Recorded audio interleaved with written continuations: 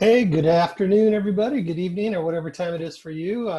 This is Todd Ledbetter from All Music, and I'm here with Salty Rose on guitar. And we'd like to thank you for joining us today. And we're here to talk all music. This channel is all about music. Any kind of topic you want to talk about, our guest is going to express his ideas about music, and we're going to just have a casual conversation about music, any kind of topic we want, as long as it's on music. It may veer a little bit, but that's what we want. Uh, Welcome, Salty Rose. How are you doing today? Thanks for joining us. I'm glad you're here on the channel today. Hey, Todd, thanks for having me. It's my pleasure. Looking forward to our little get together. Salty Rose and I go back a couple of years. I first met him when he was playing guitar in a band that my son played drums for. And that was a pretty cool band. I really enjoyed that band. What was that band? Dion Derricks and the Melody Joy Baker, I believe it was. Dion Derricks and the Melody Joy Bakers. Yes, the guy. He's a living legend. Yeah, absolutely. And that was a very fun band. And as soon as I remember hearing you play guitar one day at one of the local bars. I think it was the what do they call it downtown there on California Street, that dive bar, that really tiny one across from the theater. What was that called? Oh, the Sewer. The Sewer. And I was just standing there and I was just like, that's the guy that I want in my band. He was playing these rock licks, these leads, and this tone in his guitar was just like so impressive. And it's just this little tiny room. We're just all crushed in there. There's probably like 75 people in this little room. And then, out in the patio, it's a great little venue. It's pretty much an iconic venue in our town, and so it took me a little bit of convincing, but finally got him to play some guitar for I don't know, a couple of years, right? Yeah, it went pretty good, and he's done all kinds of stuff. Anyways, I'm glad you're here, and that's just a little background on how we know each other, and we've had some good times together, playing some music together. I see you got your acoustic guitar. Yeah.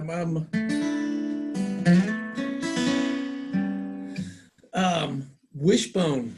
Wishbone is the name of the band. I have a cover band. We play classic rock covers called Wishbone. And well, actually, nobody's playing anything right now during this time.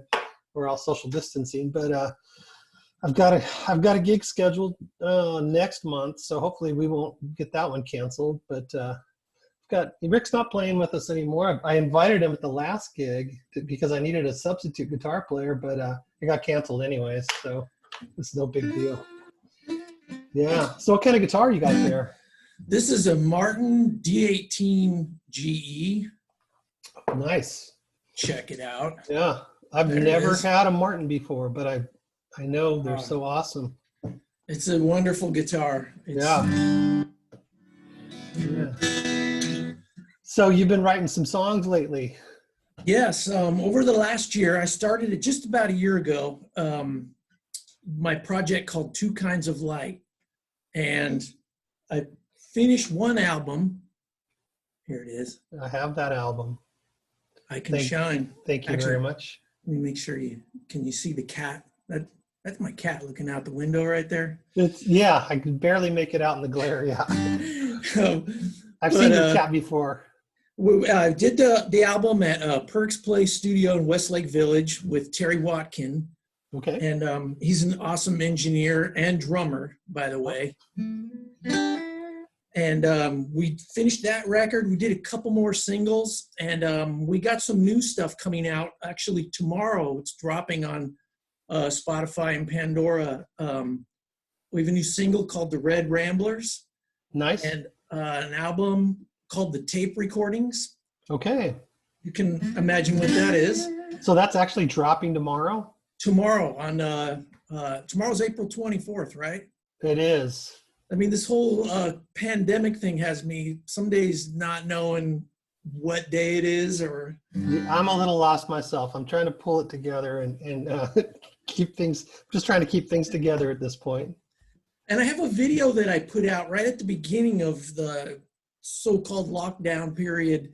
It's a song called The Big Sky. And I recorded it on this guitar with the broken iPhone. right here, sitting in front of this piano right here. And it's on YouTube. And Terry, we ripped the audio from the YouTube video, mastered it into a WAV file, and we're releasing that tomorrow as well. Very So cool. I got 3 little projects dropping this week.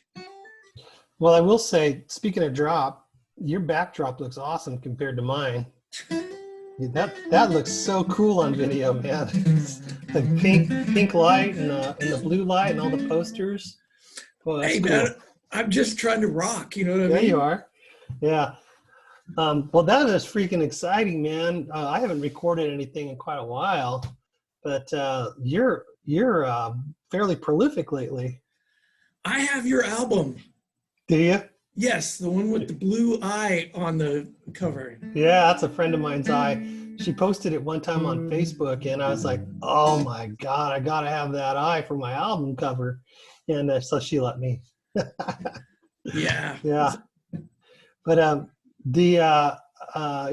was fun. That was a little project I did, was just basically challenged myself to write 1 song a day for 7 days.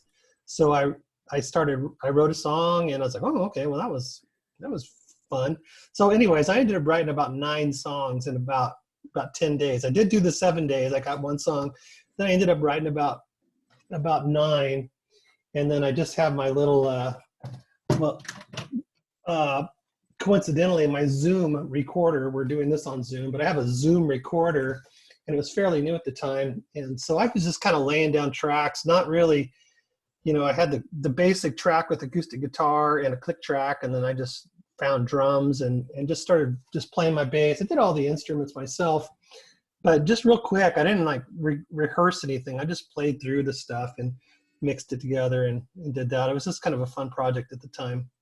Not super quality, but it was the best thing I ever recorded, probably.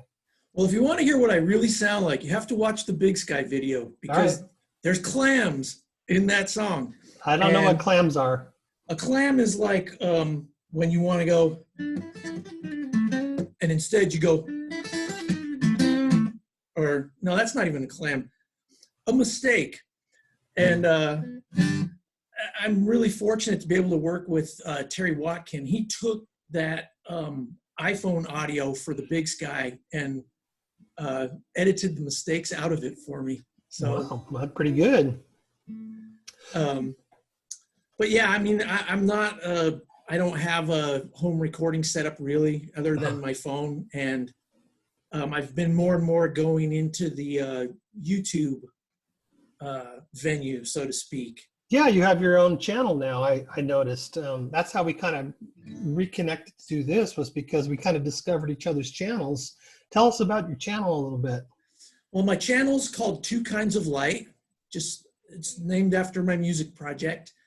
And on the 2 Kinds of Light YouTube channel, all the releases are on there, the official releases, and the ones that you can get on Pandora, Spotify, or Amazon.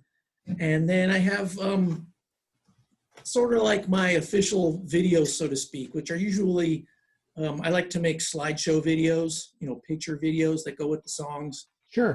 And I've been doing some, part of the focus of my project is it's about, I like to try to write songs that tell a story. And then I like to tell stories about the songs or about the equipment that I'm using to record with. So I have some videos on my YouTube channel that are not necessarily gear reviews. They're more just stories about the gear that I use. Uh-huh. And so there's some of those. And I also have a lot of that stuff is on my official website as well. Like that's where I'll actually post the stories that a lot of the videos and stuff are based on, and the songs. And what's that website?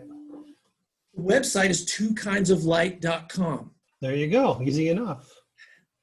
So it's all pretty well streamlined. The only snag I've run into is there's a famous quote by a philosopher named James Thurber that starts with the word, it says there's 2 kinds of light, and I forget the rest of the quote, but if you Google Two Kinds of Light, you're going to run into the wall of James Thurber before you get to me. Well, for now, not for long though. You're going to be ranking pretty high soon enough, I'm sure. As soon as Google gets a hold of you, they're going to be pushing you all over the place. Yeah. Hey, there's one thing that just came to my mind that I'm not sure if I expressed how much I enjoyed. You were playing in a band. What's that guy's name that you were? Oh, the Cousins. Noah. Yeah, the Cousins. Yeah, the Cousins. And I guess you guys had a gig in Pasadena, and your bass player couldn't make it for some reason, and you asked me to sit in. And I have to tell you, that was a really fun time. I enjoyed that. Yes, you were the man of the moment that night. Well, I was flying by the seat of my pants, but I really had a good time. That was a cool venue, and there was a good crowd, and we sounded freaking great, man. I thought it was awesome. Yeah, the Old Town Pub in Pasadena. Yeah, it took me a while to find that place. Yeah, that's a cool little spot. It's a little far from here where we are, but it's a neat venue. It's definitely divey but cool. You know? Yeah. And what's interesting about that place, and I guess it's fairly iconic in some respects, but if you've been to Old Town Pasadena, and from what I understand, that I couldn't find it. I kept driving around the block, and Google Maps was telling me I'm here, but I can't find it. And because the pin was like in the middle of the block, and it turns out it was down this alleyway. And from what I understand, the whole block grew up around this bar, and that's why it was so far into the alleyway, and there was no streets. It wasn't on the side of the road, and it was really hard to find for someone that never been there, but. So that was all built around the bar? Pasadena grew up around that bar, and it just, the whole block. That's awesome. I know. It was really bizarre. But yeah, that was a really good time. Yes. I love that.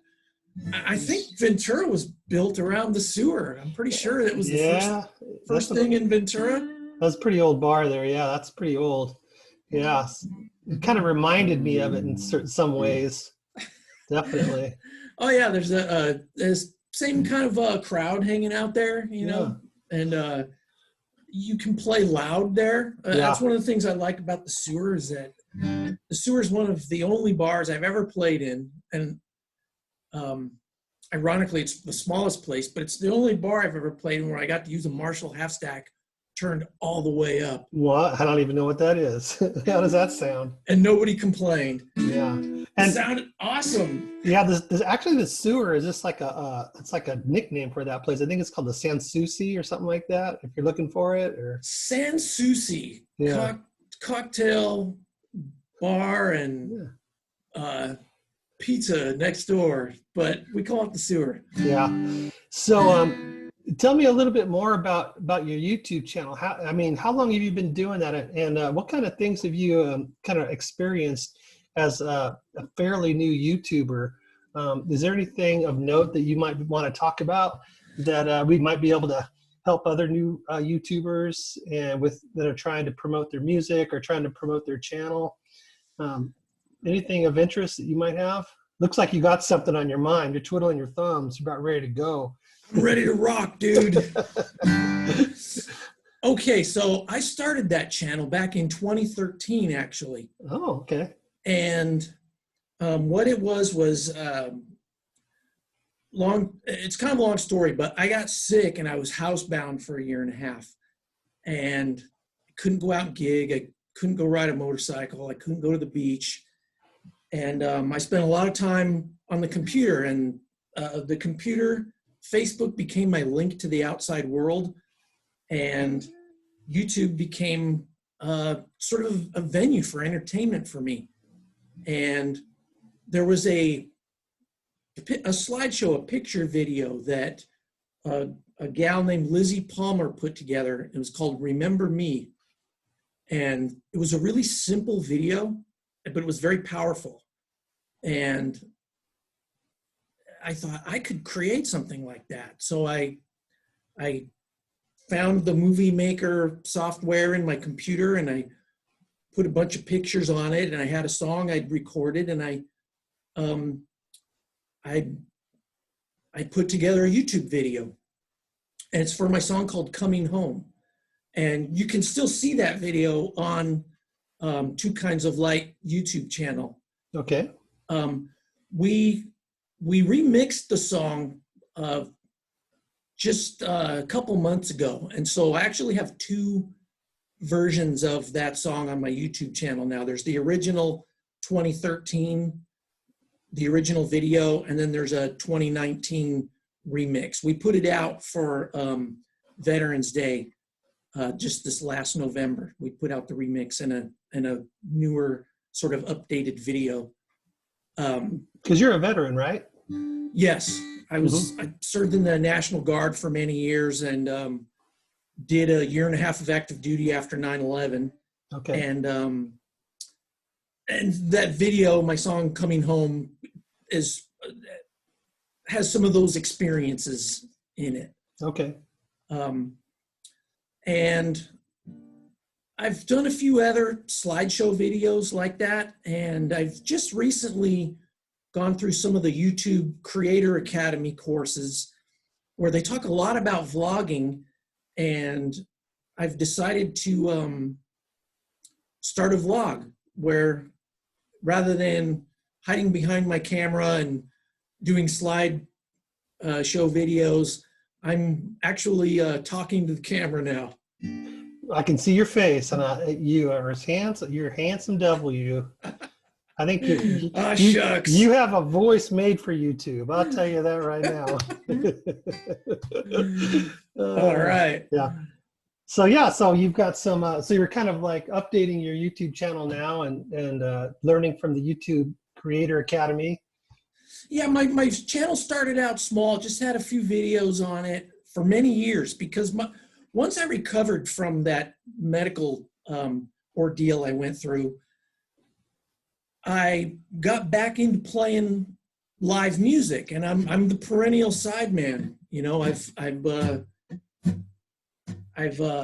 called you the secret weapon. That's what I called you. Yeah, I've just been kind of the perennial sideman, and I've always been a writer, and I decided that this last year to kick it into gear and put out some recorded music, and then start working on my YouTube channel. And was there something that brought you to that point? You know, was there like a thought process or something happened, or you just got a creative spark or something like that, or? It was a combination of both. I think that the last creative project that I worked on with some other people, like I said, I was in a support role, and I wanted to step up front a little bit, yeah. and present some of my ideas and create some new things. Well, you got the ability, that's for sure. You got the talent. Oh, thanks, Todd. Mm-hmm. And it's been going well. Initially, some of the videos that I did for YouTube on like the stories about the gear, like I did the first one I did was a kind of a sound sample of a Marshall amplifier, and I put it up on YouTube, and I got 2 thumbs up, but then I got 2 thumbs down too. Oh, come on. And I kind of went, wow, that's crazy. Like, yeah, they don't like my video. Well, 50-50, I mean. And then some other people made comments about the problem is the audio that I was, the audio of my videos sucked. Okay, yeah. And that is so, a problem. Yeah, so I've been working on that, and I've got some new gear. I've got a new camera back here, and I've been putting money into microphones, and spending the money is the easy part if you're fortunate enough to have it. Yeah. And it's the technology that throws me off, trying to figure all these things out, Yes, I did a vlog recording yesterday where I went down to the beach and I got home and downloaded all the footage and quickly realized that the audio was not usable because there was too much noise, there was too much distortion. And so I went ahead and did a voiceover on all of it. Yeah. And that's one of the things I'm learning is to, I've learned this in the studio with Terry Watkin at Perk's Place as well. My tendency is to rush into things. My tendency is to just get it done, knock it out. Let's move on to something else. And I have a lot of really old, outdated ideas about how things should be done. Yeah. And Terry has convinced me more and more as we've progressed in the studio to at first I wouldn't allow him to use the newest technology. I wanted things done really old school. Yeah. You know, like as live as possible and stuff like that. And, you know, he has shown me and convinced me over time that, you know, there's nothing wrong with using new technology, especially if you have a guy like him that is proficient, speaks the language and knows how to use it. And, you know, and we've actually kind of turned into a good team because it's I think it's a little bit of a yin and yang thing, you know. I'm the stick in the mud and he's I'll say. and he's the you know, kind of the hip, cool kind of. Yeah. He's like, this is how the young kids are doing it now. They're Salty Rose. Exactly. Hey, I'm just a boomer trapped in a millennial world. You're right. It's actually not even millennial anymore, isn't it? Like that's like Z or something. I don't know. Yeah, Generation Z or Generation C or who knows? Who are they? What are they? Babies.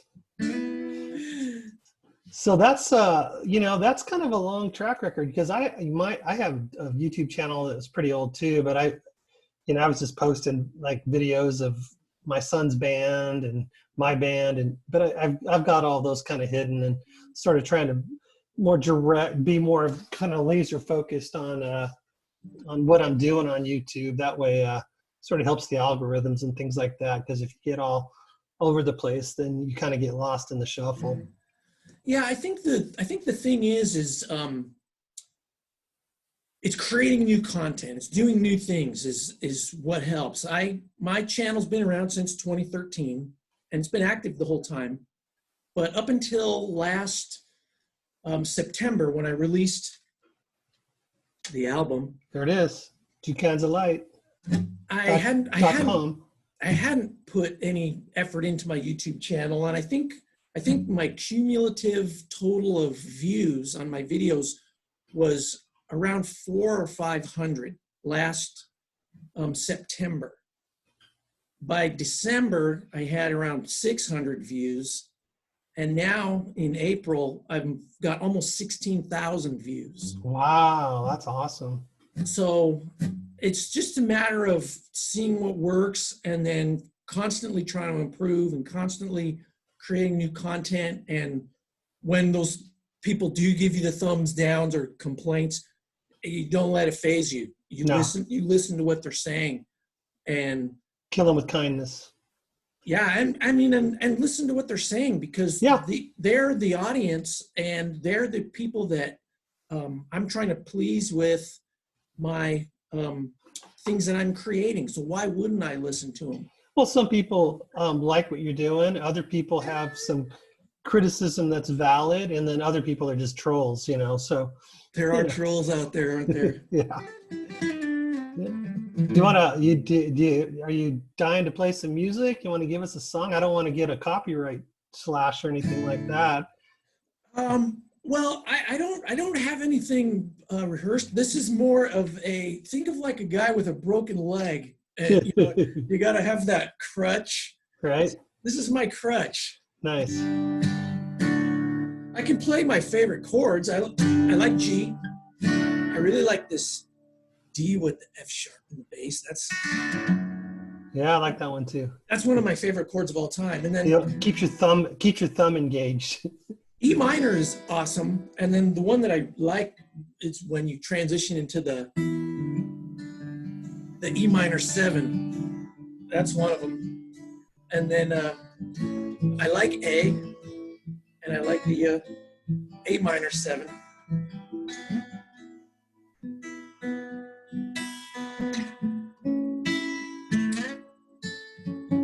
That's how songs get written, by the way. Yeah, I know. This is recorded, so if you forget that, I can give you that. You can remember it. I might steal it. I'm not sure. My Big Sky, it came out. It started out like with me doing this, and then and I don't think you can get a copyright strike for that because it's not exactly the way I played it on the song. But that was the idea, was those kind of things right there.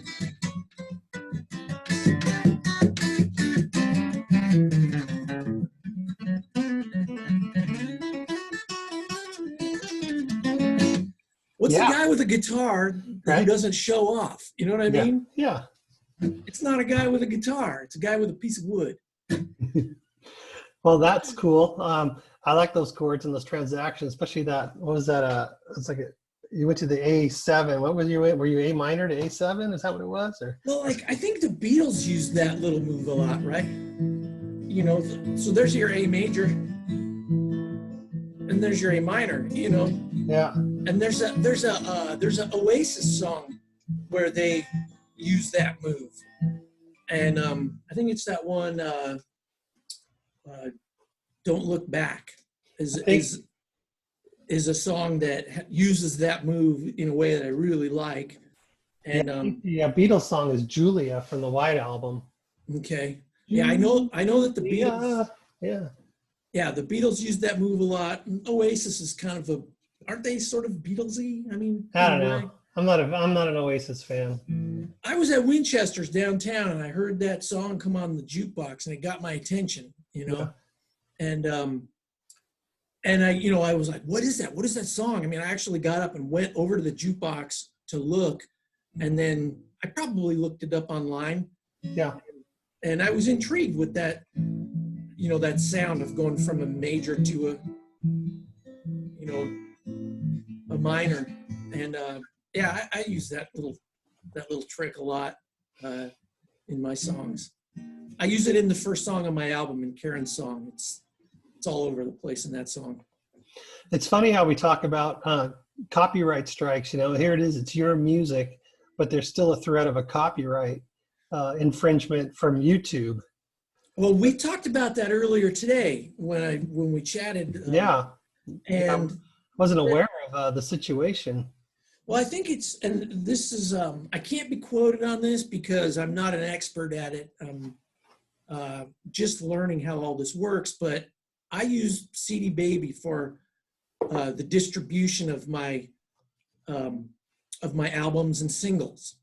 And it's a great service. They handle publishing administration. They handle distribution. They get it onto YouTube, Spotify, Pandora, etc. There's something like 50 platforms they get you up on. But I have noticed on my YouTube channel that where videos that I've used my songs in, videos that I created, songs that you wrote, songs that I wrote and videos that I created, I got a copyright strike because CD Baby administers the copyright. So I'm just delving into this. I'm working on a project right now for my vlog where I'm going to do a story about a song that I really like that I didn't write. It's a song from a surf movie. It was the same thing as kind of hearing that Oasis song at Winchester's. I heard a song in a surf movie and I went, what is that? I dig that song. And I hunted down the band that did it. And eventually I got to talk to the guy that wrote the song 2 days ago and got verbal. How'd that come about? Well, he's on YouTube. Okay. He's on YouTube, and he had some songs that were in a Hal Jepsen surf movie. The song that I'm doing the story on is called Break My Heart Again, and it's featured in a film called We Got Surf. And when was that, you think, about? this probably came out in 1981. Okay. And I mean, and you know, let's face it, that was my era, you know. Yeah. And that music from that era, it speaks to me, you know. And I dig it, you know. So the guy that wrote the song in the band Blue Juice, his name's John Murphy. I looked up the Blue Juice Facebook page. I emailed them, and few days later, one of the guys in the band emailed me back and said, "Hey, John wrote the song. He'd love to talk to you. Here's his phone number."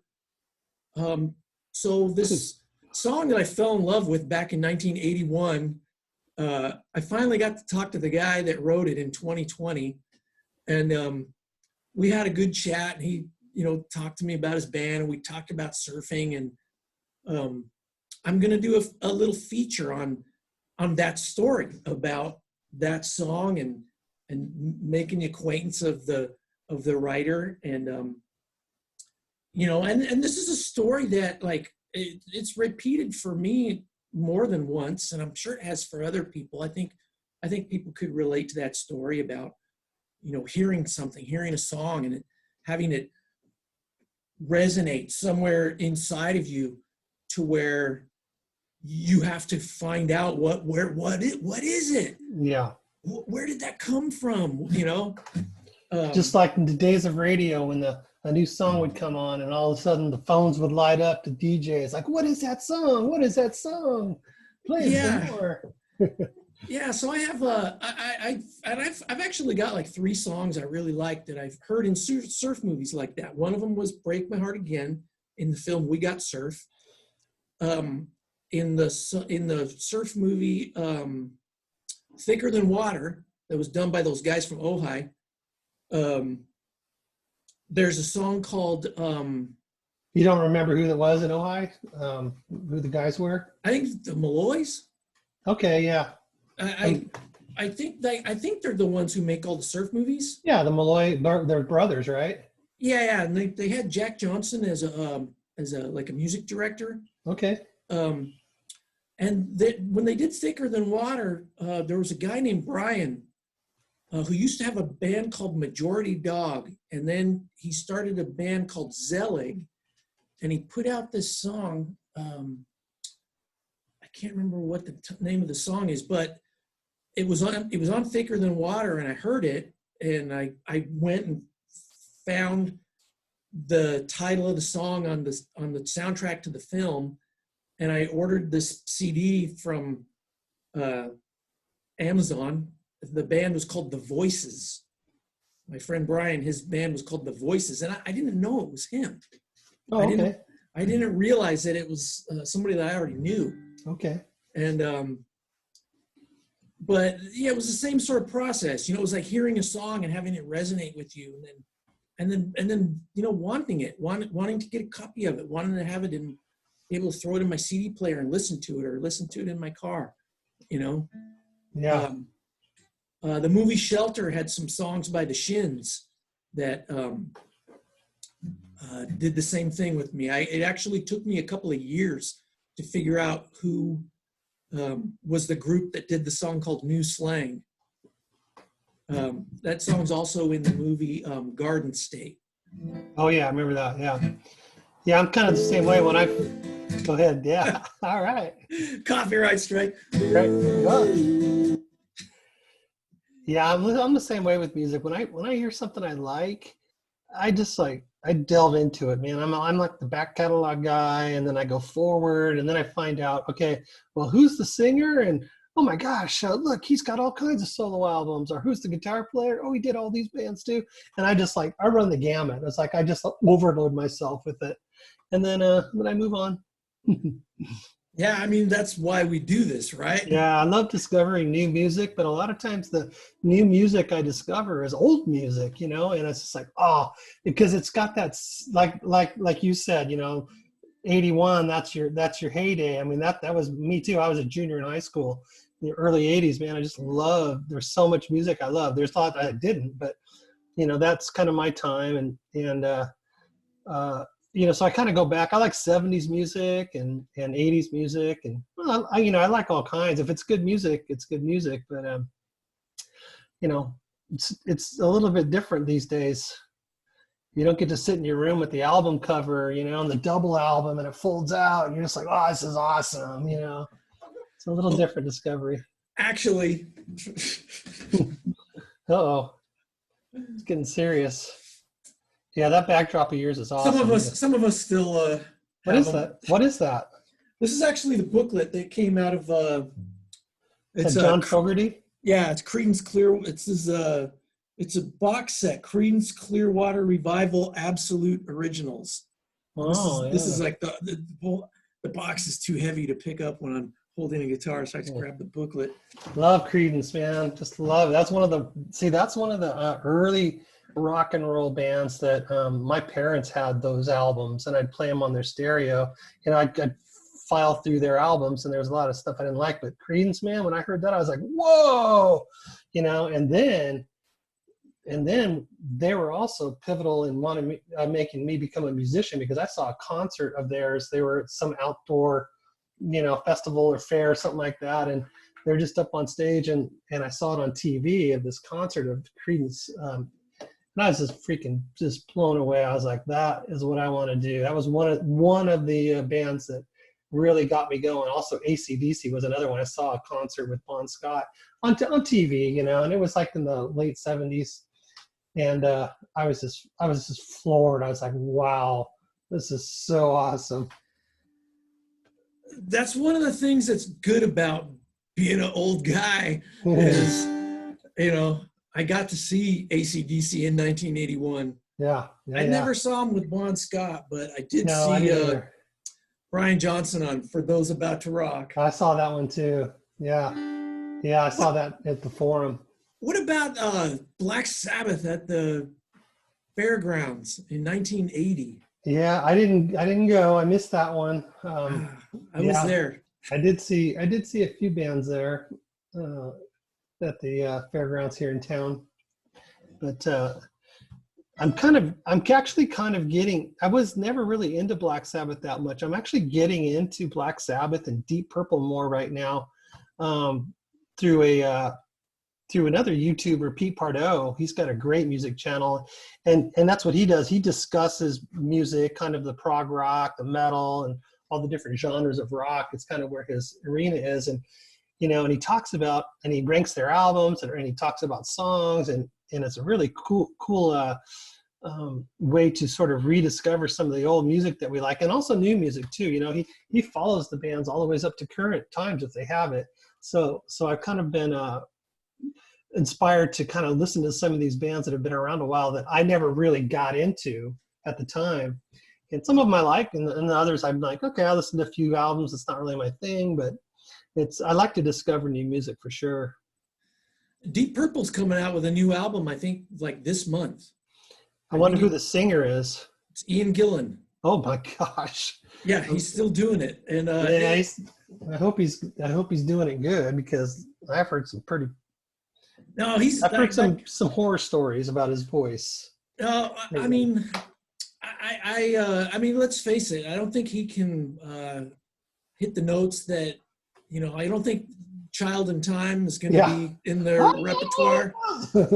I'll do that part for him. I celebrated Easter this year by myself here during the pandemic.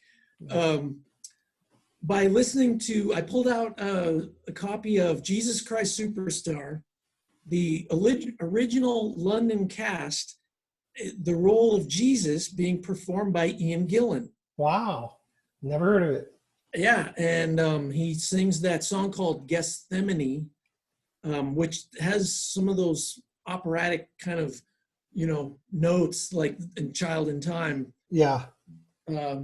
So I was fortunate enough to see Deep Purple in '85 with Ian Gillan when they did House of Blue Lights, and I forget the name of the other album they did at that time. I almost saw him. Actually, I was living in Anaheim at the time, and my roommate said, hey, I've got 2 tickets to see Deep Purple. You want to go? I said, yeah, sure. So we drove. I think we went to Angel Stadium, and we parked and we got in and we started walking up. He goes, "Hey, you know, I think I changed my mind. I just want to sell the tickets and get out of here." I'm like, "Oh, all right, they're not my tickets, but geez, thanks a lot, So That's crazy. I didn't get to see him. Oh well. I'm not a very good concert goer. Like say like Rush is one of my favorite bands. I mean, I'll never see them. Genesis, one of my favorite bands. Especially early Genesis stuff. Prog Genesis with Peter and Phil on vocals. I love that stuff. I'm not going to ever hear them. Never went, never saw them. And Red Hot Chili Peppers, I really dig them too, but I don't know what the chances are of me seeing them. They're getting to that point now, Well, anyways, I have no idea how long this has run on. Well, if it's too long, Todd, you can always just edit out the parts where I got a little too wordy. I'll just edit out your part and just be all me. No, you had some great stuff to talk about. It was really interesting, and I think we probably should just go ahead and kind of end the video here, but I do want to get together with you again, and I know there's a lot more we can talk about, but people's attention spans are only so large, so we should probably do another one real soon. All right, yeah. Anything else you want to talk about before give us the name of your website and your album again? That way people, and I'll put it in the description too, and they can click to it. Two kinds of light. Now that's the name of the project, right? And then I Can Shine, is that the album title or is that a song title? It's actually one of the songs on the album. Okay. And it's the title of the album as well. All right. So I Can Shine is the title track. Two Kinds of Light is the name of the project. Nice. And twokindsoflight.com, right?